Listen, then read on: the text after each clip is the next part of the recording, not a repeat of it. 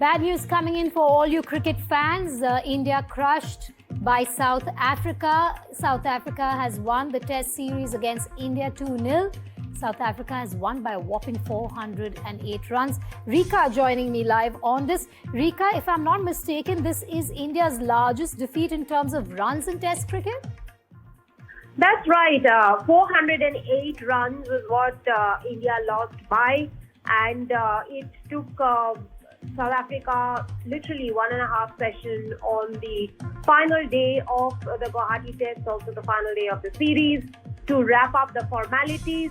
India were 2 wickets down last evening and were chasing and were on a mammoth chase of over 500 runs, and they lost 8 wickets in quick time. They scored 140 runs in the second innings and folded up in Guwahati, losing this match by 408 runs. This is only the third time India lost a series at home in consecutive years.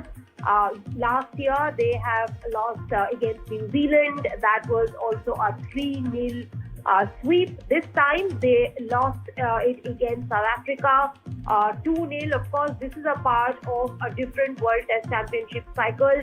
However, a loss at home doesn't bode well for India, because they are also, in having lost this, they're also losing those many World Test Championship points and making their run to the final very, very difficult. It has been a splendid show by the South African team, and what really India lacked was their ability to play the South African spin bowlers. Even though India has a better quality of spin bowling arsenal, but it was the South African spinners who completely did India in, apart from quicks like Marco Jansen. Simon Harmer, a special mention has to be made of him. He picked 6 wickets in the second innings of the match, and thereby completely flummoxing India out there in the middle. Rika, India unable to match up to the South African yes, standard. and Rika, a lot of criticism has been pouring in over the last couple of days from former cricketers and cricket experts as well on their performance.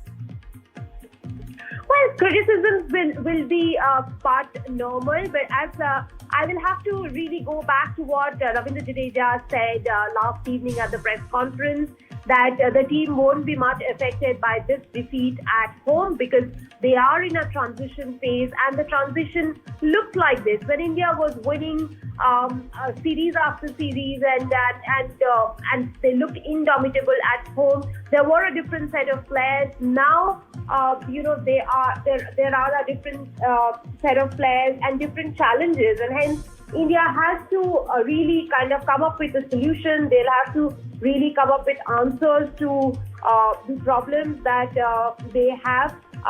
Well, India, let me also get back to what you asked about criticisms, and that stems back from Gautam Gambhir having become the red ball coach, who's essentially being a white ball coach.